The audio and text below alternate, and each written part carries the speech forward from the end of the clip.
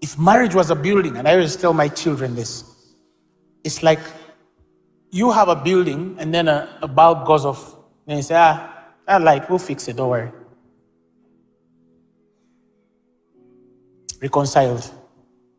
Come to terms that bulb is not working, but the building is moving, it's functional. Thank you. Next time, the sink stops working. Water stops flowing. There's a plumbing work needed. Oh, but is there a working sink? Yes. Okay, let's go with the working sink. Leave that one. When we're repairing the bulb, we repair that sink too.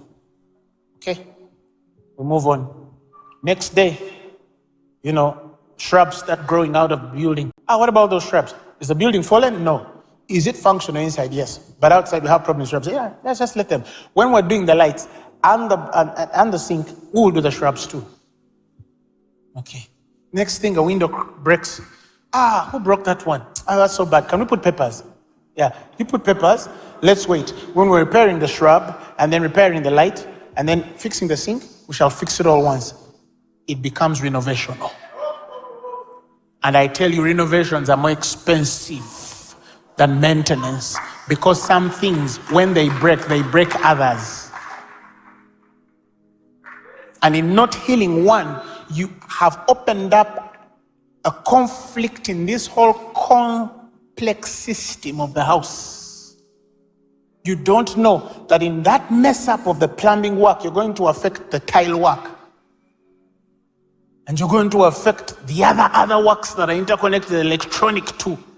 But because you couldn't fix this early, it takes ages, and then one day you wake up in a major renovation. And those ones are expensive, because those ones involve calling parents, they involve pastors, they involve friends sitting down, they involve everything.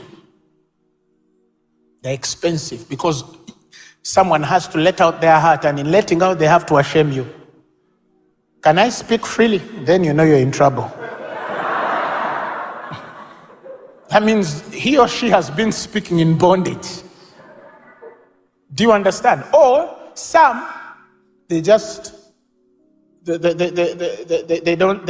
realize that by diagnosis they can't renovate. They may have to make an overhaul. This building is so dead that it is inhabitable. The only way you can fix it is by breaking it and rebuilding it afresh, because it's too dilapidated to function. And you know what that means? Divorce and remarriage. You see?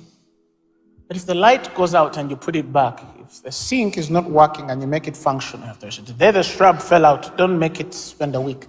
If the window is out, get somebody to seal it the next day. That's how marriage is supposed to be run.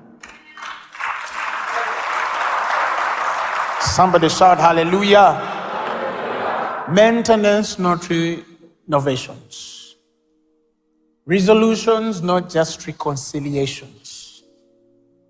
It's the only way we can deal with those little things.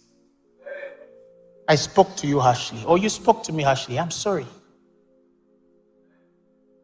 Can we move on? We move on. You see what I'm saying?